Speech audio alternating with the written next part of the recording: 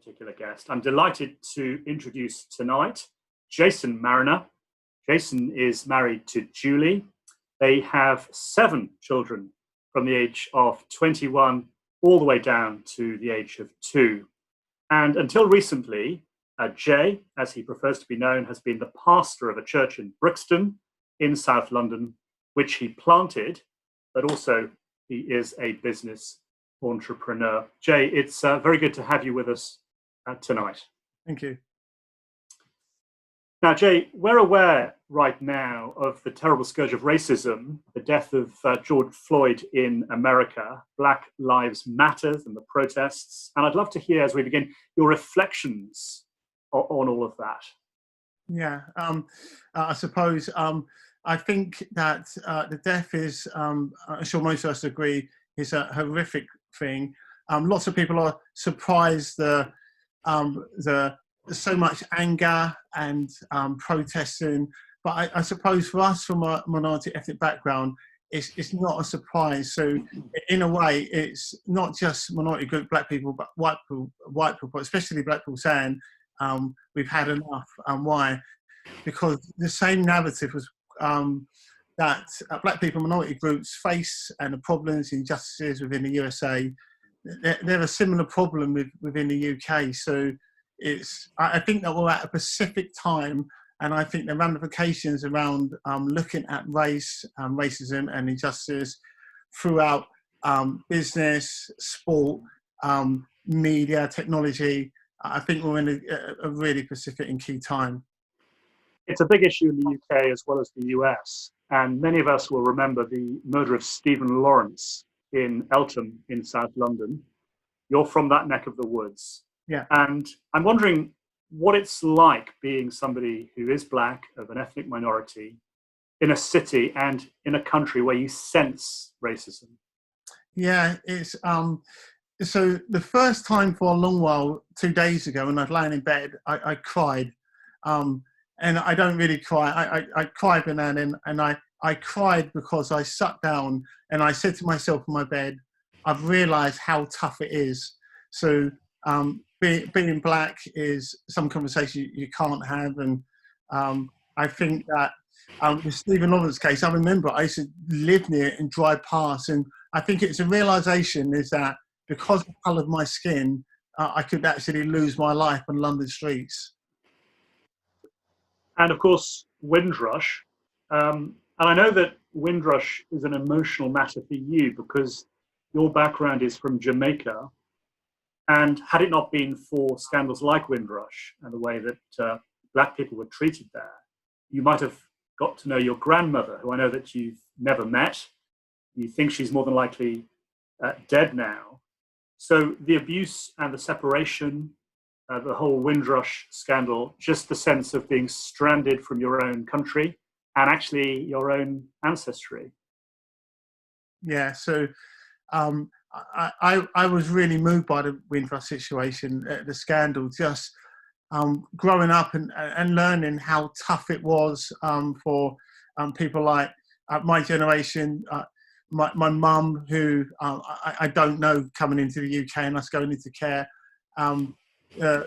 rejection from the church, rejection from Britain, motherland, jobs here. So I think it is, people lost their lives, people lost jobs and were deported. So I think it was a sad case and a shocking case in regards to the government on that. There's a book by Chancellor Williams called The Destruction of Black Civilization. And in the book, it explains how the slave traders deliberately sought to break up families. I know it's a book that you've read. Can you tell us something about the way it worked, looking back, and some of the abuses from the slave trading all those centuries ago? Yeah, so I'm a Christian now. I remember going into Brixton, and the organisation I plant for with, and they said, Jay, reach families. So one of the reasons I went into Brixton, I planted a church amongst my demographic. Why? Because the black boys are free falling for the criminal justice system. There is no real sense of fathership within the homes. But lots of that is because of the legacy of the slave trade. So slave masters used to intentionally break up families. You had what they used to call house negroes and field negroes. Field negroes in the fields were split up. You divided them, and I think we experienced a legacy of that. So growing up in the UK, I remember like growing up in that at the 80s and 90s.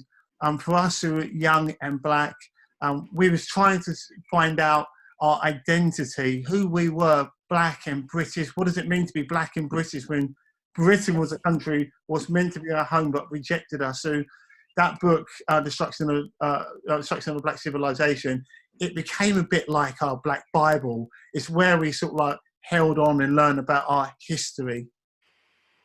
And it caused a lot of anger, didn't it? And I know that I've seen in my research on you a picture of you with this enormous dragon tattoo all over your arm, down your chest, a ferocious dragon, and your twin brother Kevin with his tattoo, Black and Proud. Tell us about that sense of anger and how the anger was part of the identity.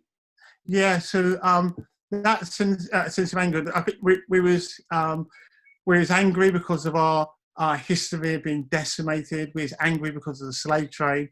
We was angry of growing up on the back of the sus laws, stop and search laws, where the police could be physical with you. We was angry at getting excluded, excluded from the school. So in a way, like my brother's tattoo was a way of us finding our identity. So I remember it's a hip hop group called Public Enemy, and they have a saying. I still remember it today. It says this. One of the lines says, "None of my heroes appear on no stamp," and that was our identity. None of our heroes appeared on no stamp. We didn't have no heroes. We had to work out who were our heroes. Thank you, Jay, for sharing that. So let's close in on your own personal story then in slightly more detail, because you're 1 year old and you and your twin brother Kevin are found abandoned in a flat in South London. The landlord hears two babies screaming and he kicks the door down and he finds you. Tell us about that. Yeah, so we was only young babies. So the story is in South London and New Cross. My natural mum had left us, abandoned us, and we was found a year-old babies, me, twin brothers Kevin and Jason, and we went straight into care. So we joined a family called the Marriner family, and I suppose in that home, it's lots of kids from different backgrounds, and we all said the same story, what was called broken lives, and we grew up in that foster family. Tell us what it was like in that foster home. Very few listening will have been in a foster home, and I know there's a story where I read you telling your interviewer about the day, in a sense, it all began to go horribly wrong when a fellow child in foster care pulled the mattress up and showed you the rack of knives. Is that right? Yeah, so one of my foster brothers in Winston, I always remember him because he had a scar down his face. He was black, but he used to have to put on makeup on his face in the morning because of the scar. But he was a hardcore London boy, and I remember going upstairs one morning and he said, "Don't say anything to your mum." He pulled up the foster and pulled up the bed, and it was just knives underneath. So lots of the kids coming into the home, I was only young, they really shaped, and yeah, they shaped my personality. I learned off them. So in a foster home, it is loving, but you have to survive within a foster home. The school was incredibly chaotic, wasn't it? You were out of control in so many ways. Yeah, You'd say you were a mess. Yeah, and I think you burnt the science lab down in one of your fits of anger. Tell us about school life. Yeah, so school life, I was disrupted at my primary school, and when I went to my secondary school, I was in the same class as my twin brother Kev, and Grant, and people have come from my primary school to secondary school, but because of my behaviour, they put me into a different class because I grew up, I was really, really angry because I didn't know my real mum and dad.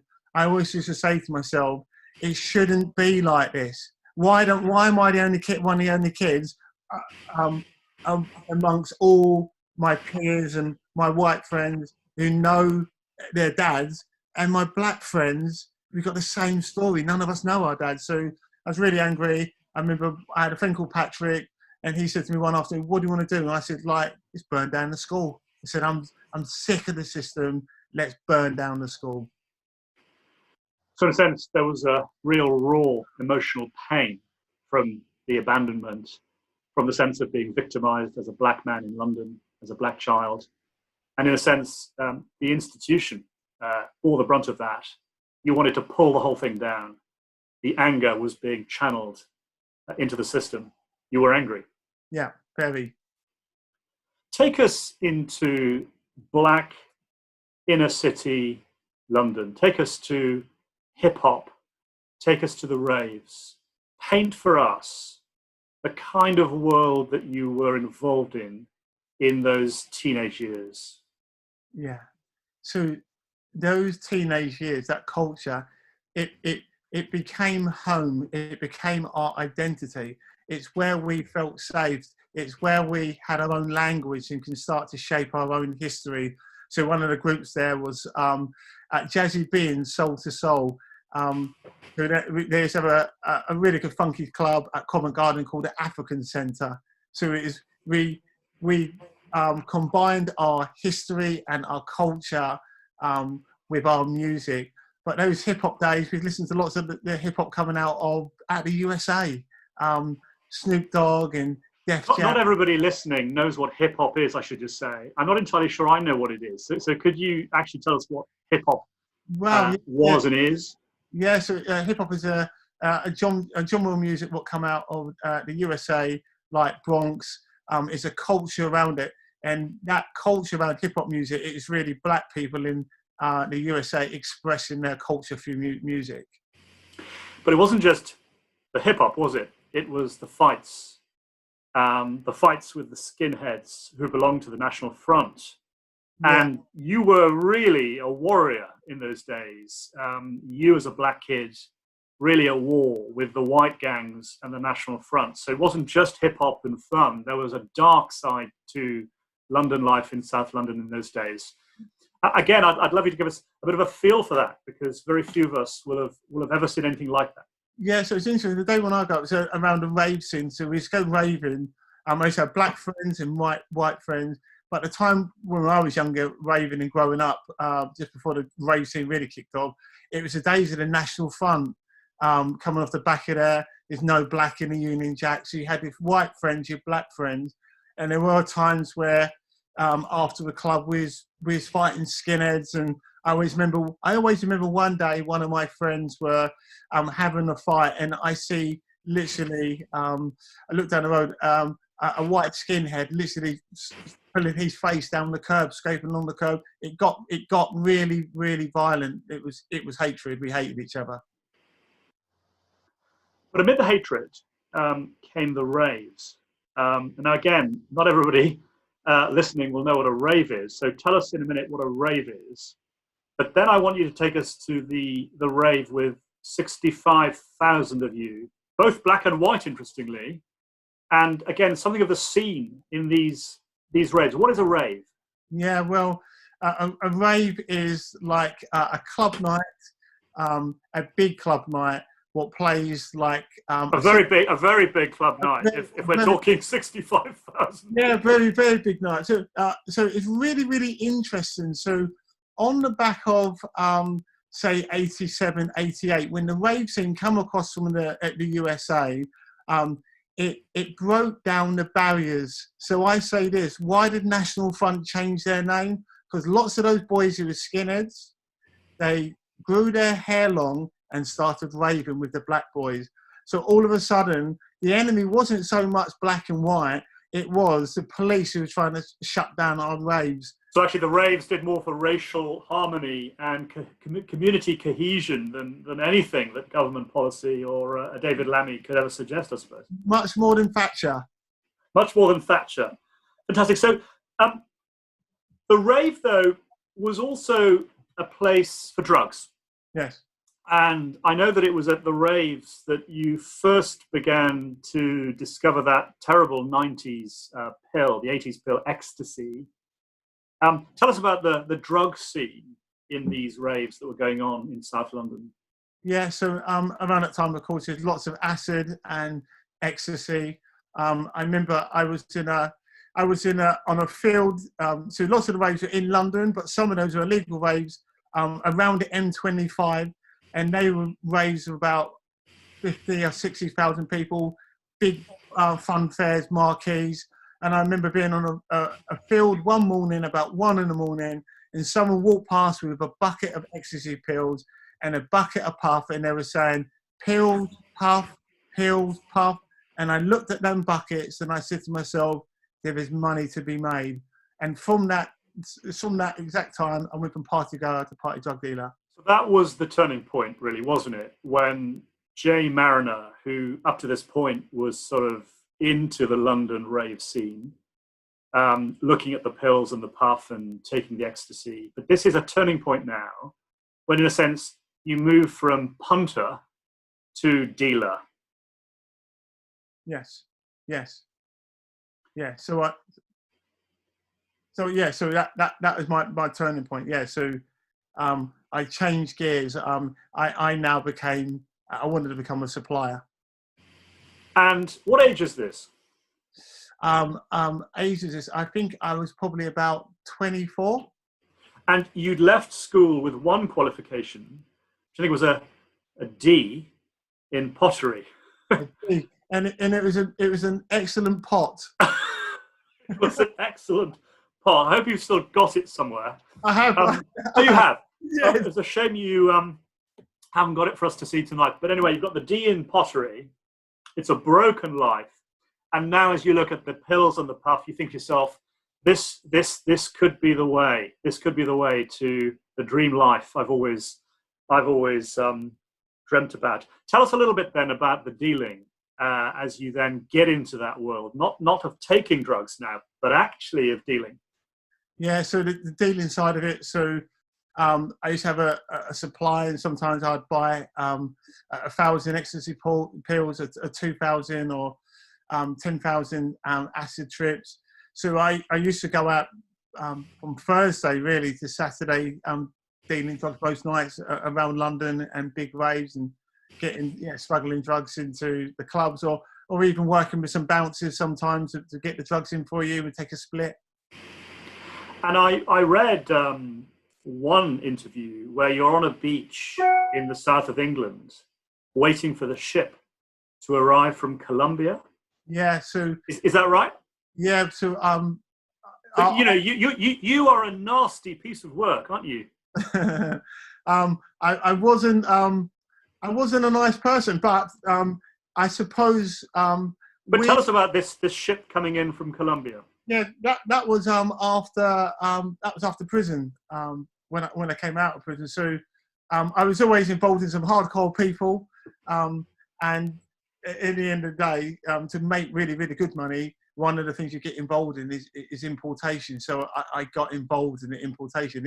It's drugs being brought up through Colombia, through Spain, Europe, both in it across the Channel, bringing it into the UK and banning it all around London. So that was where the money is made.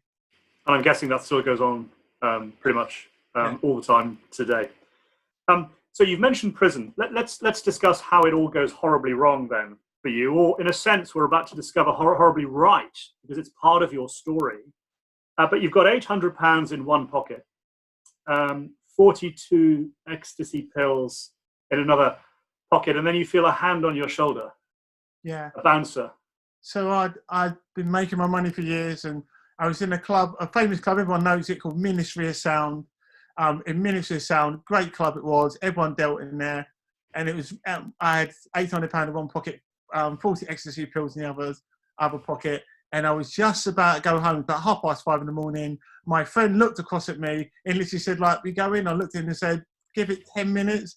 And as I said, give it 10 minutes, I just felt my hands come out my pocket, and a bouncer one side and a bouncer the other side, marched me to the back of the club, and they said, "Get the drugs out." And I said, "I haven't got no drugs." And they said, "Get the drugs out."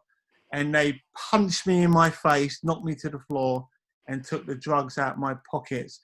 And it was a time where it was a high-profile case of Leah Betts. It was really the first case of an individual dying of ecstasy, and I had been caught exactly around that time.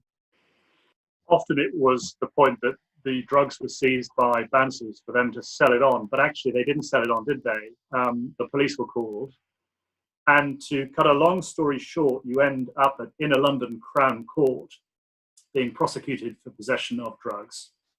I used to be a barrister, and there's nothing worse than telling your client, you're not gonna go home.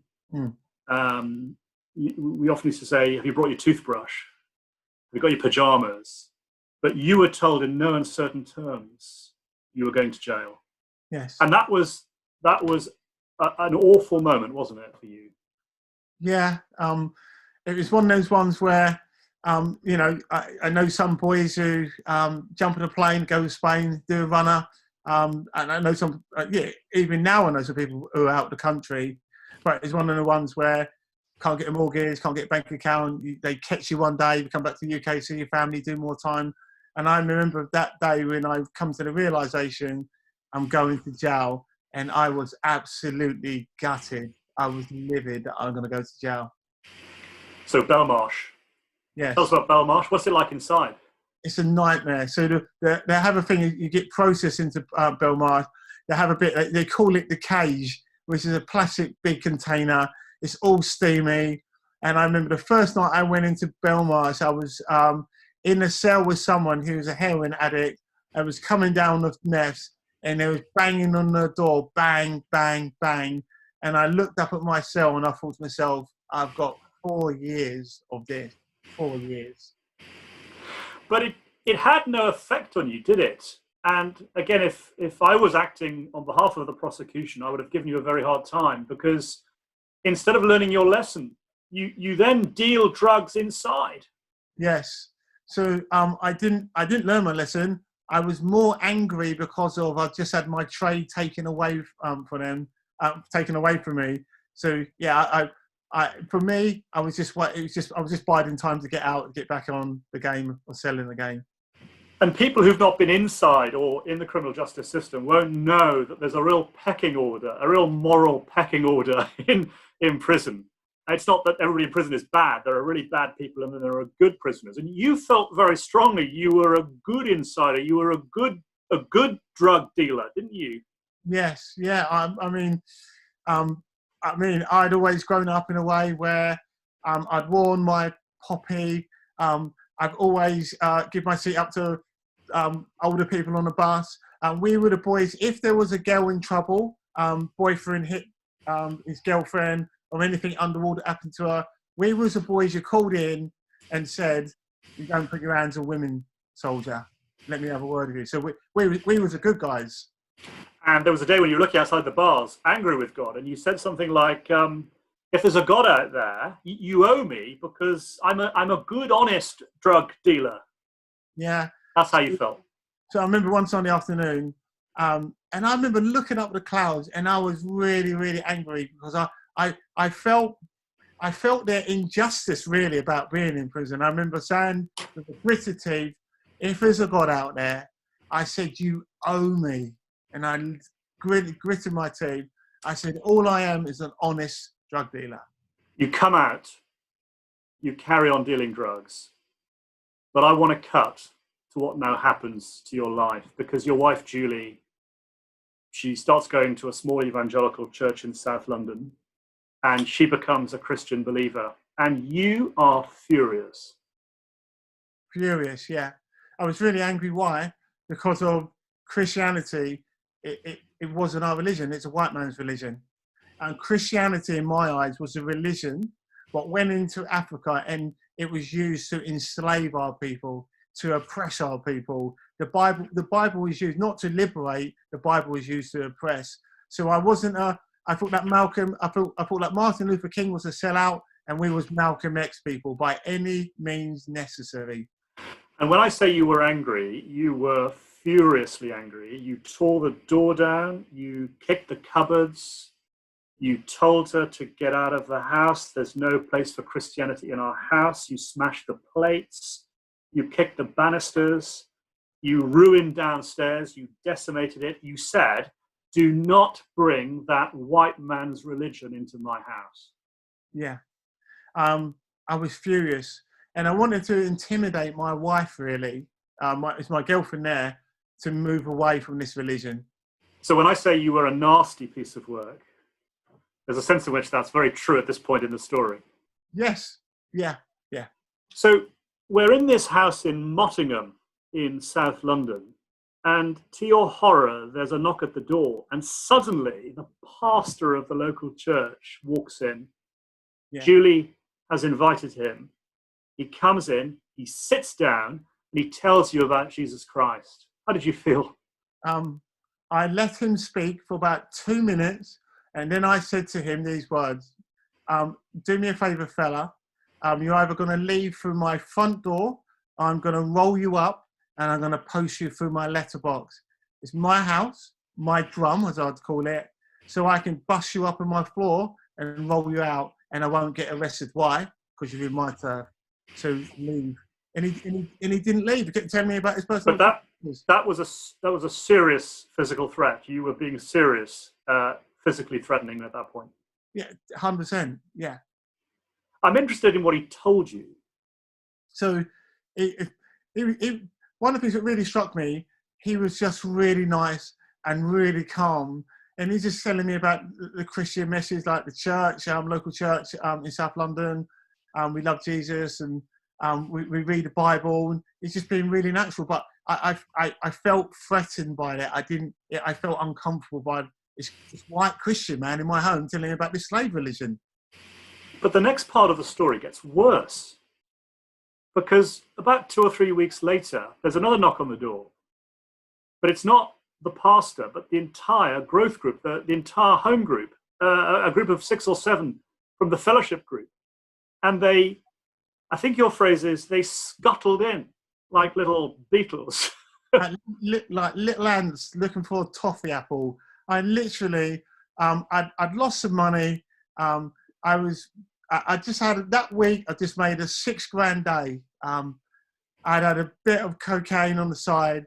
I had my beer on the side, and Julie had arranged a Bible study before I just had my cocaine and beer. Knock at the door, they scuttled in, and they turned off my TV. They turned off EastEnders. EastEnders? Turned off EastEnders. And you should know, you never touch a man's EastEnders. No, not if you're from South and East London, I wouldn't have thought. No, and they pushed the Bible in my hand. It's worth saying that for the purposes of clarity, you were dealing drugs before going to jail, you were dealing drugs in jail, and you're now still dealing drugs outside of jail, as I understand it.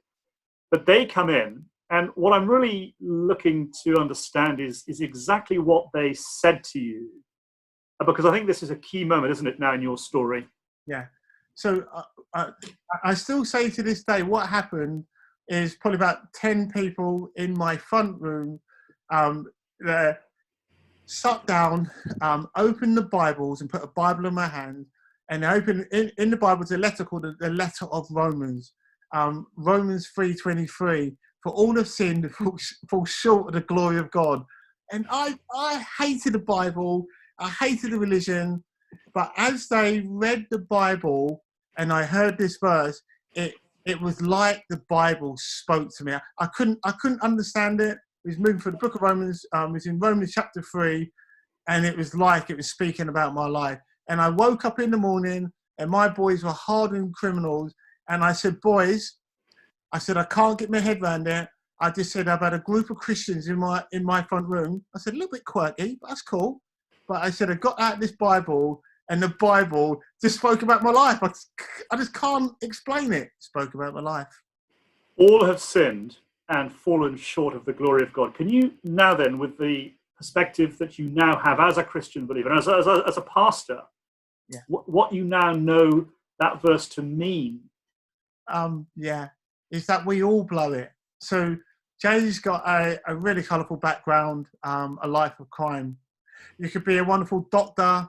You've grown up in a great home, been a great at school, doing a great job raising your family great. But if you don't know Jesus and know God, the Bible is saying, for all of sin, so it's a level playfield, playing a playfield, and all fall short of God's glory. Sorry, but I'm going to have to challenge that quite firmly tonight, just because I think anybody listening who's not persuaded of the truth of Christianity will find that highly difficult, even offensive, because you're now saying that a consultant doctor is on the same level as a drug dealer. That can't possibly be true.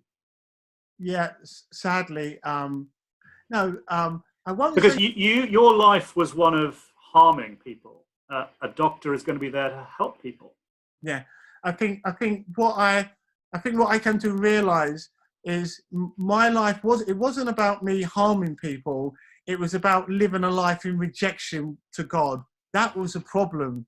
The outworking of Jay's life wasn't his crime, or wasn't his rejection of being found in the flat. The outworking of his life was living a life totally independent of the God who created him. That's a very radical redefinition of sin, Jay, if I may say so. I mean, sin surely is how we treat people.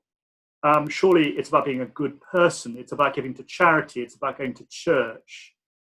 You seem to be saying sin is something very different to that. And I want to push you, just so that we're clear on what you're really saying. Yeah, I think that sin, the word sin, it has so many connotations, and it can mean anything. So I remember growing up, sin, naughty but nice, one advert.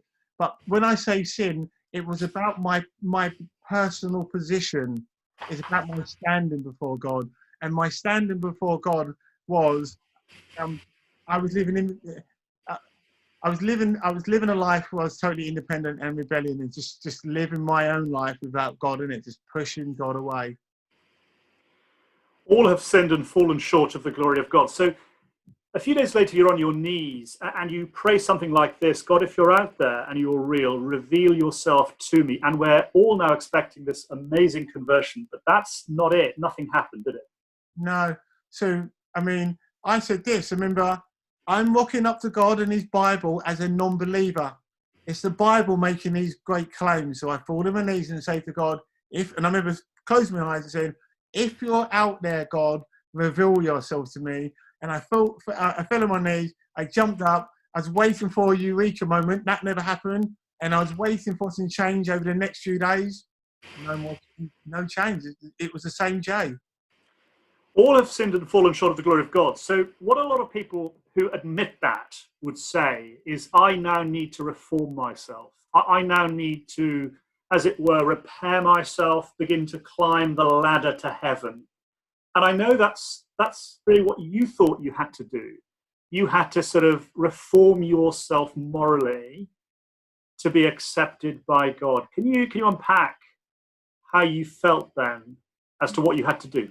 Yeah. So I couldn't work out why people. So by then I'd popped to church a few times with my girlfriend. Then who became my wife. I couldn't work out why I was still doing coke every now and then and drinking. So I used to make a list. I used to get a massive piece of paper, and on that list I used to write out, I'm going to stop drinking by the 10th of October.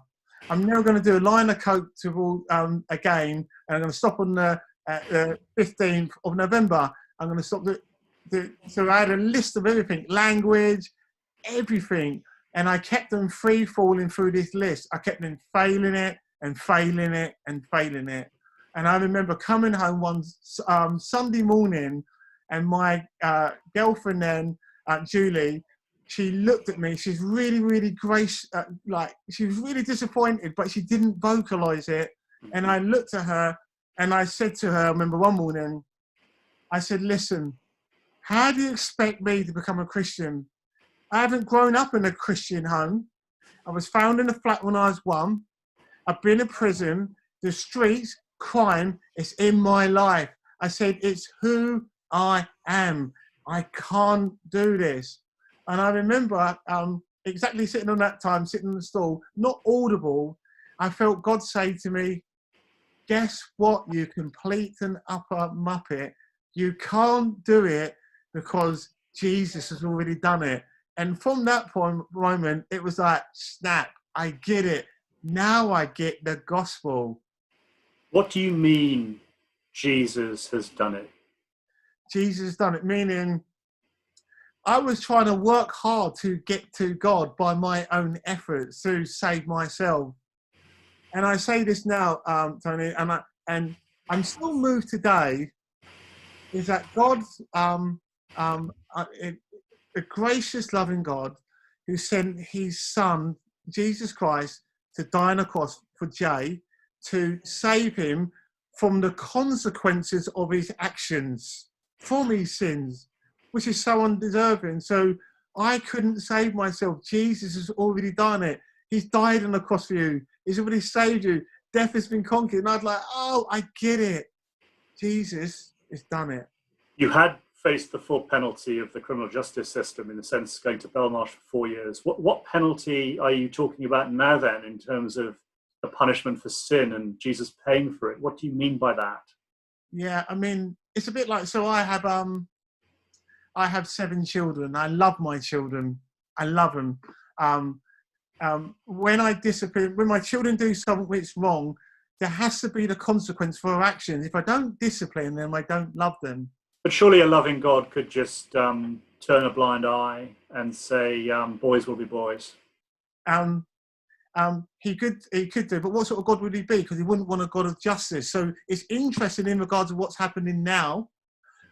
What we're crying out for, we're crying out for justice. So if I burgle your home or someone burgles my home, we want to phone the police. Why? Because we want justice. If we phone the police up and they say, oh, it's just the way it is, what's the police for? There has to be a God of justice. Oh, he's not God, and he's not. Why would he follow a God who's not a God of justice? So God is a God of justice, and you're saying that the justice of God is seen then at the cross. Is that it? Yeah. So God's justice and love are seen in the cross. Because why? Because the punishment for sin and my actions was dealt with. Jesus took that upon himself on the cross. A lot of people listening might, I think, have a bit of puzzle, though. Maybe they're thinking, perhaps you couldn't do those to-do lists. You know, you had the January to-do list to stop drinking, the February to-do list to stop drugs, the Thursday to-do list to stop swearing. But we can understand why that was hard for you, given your life. But surely not everybody, Jay, was as far gone as you, if you don't mind me saying so. If you don't mind me repeating it, you were a nasty piece of work. And there's a sense in which we can understand why. For you, the to-do list was quite overwhelming, but a church-going Anglican, a person who gives to charity, a consultant doctor in the NHS, a nurse, they're not that bad. There's a sense in which they can do something to earn merit from God. Yeah, interesting. I don't think we can earn merit from God. I think the cross is. I think we can't. So it's interesting in that. I mean, we at the moment in the UK, we come out. We have recently and clapped the NHS for their great work they're doing, and I applaud them. And there are some wonderful doctors and scientists doing some great jobs saving lives. But every single one of us are flawed, faulty. We blow it before a holy God. So the danger is that in what you're saying, Tony, is that we're setting our own standards, what was good and right, and we need to go by God's standards in there. So, and it's the same as like I can say to you or doctor, let me get a piece of paper and show me your real life, your thought life, your actions, what your heart's really like. And if I look at everyone's heart, we're all faulty, we all get it wrong, we'll blow it, got dark faults. It was a terrible moment in the cell at Inner London Crown Court when your counsel, your barrister, said to you, "You're going to get time," and you were sentenced to 4 years. Without Jesus Christ, what do you understand the sentence for sin then will be? Without Jesus Christ, I knew the sentence for sin was, um, it's really weird. So I used to know the word called hell before I was a Christian. It was banded about, but I used to think it was a made up, vague, conceptual thing. But what that is really describing is a life independent of God. And I wouldn't want to know that. I wouldn't want to know, after knowing God, what he's like now in my life. I wouldn't want to be living a life purposely independent of God because he's rejected me. I'm interested to know, in the last phase of our interview, something of the change that Jesus has brought. So we're looking at this black man who was raised in very rough Brixton in South London. You were involved with fights, drugs, ecstasy, drug dealing. You've now understood that Jesus is needed because of your sin. You're heading for hell, as you say. You accept Jesus Christ. The lights are turned on, I think is your phrase. And you eventually give your life to Jesus Christ. I know that Julie was key in that. Tell us about what she said to you. Yeah, so Julie was key in that. So one of the things what really broke me was looking at the cross itself. And when I read Mark's Gospel, got to know Jesus in that. It felt like Jesus walked off the page when I read Mark's Gospel. It was the way Julie was, God was changing Julie. I remember one night she came back and I'd been out and she said, I love Jesus more than you. I can't have a physical relationship with you again. And I was like, really? And she's like, yeah.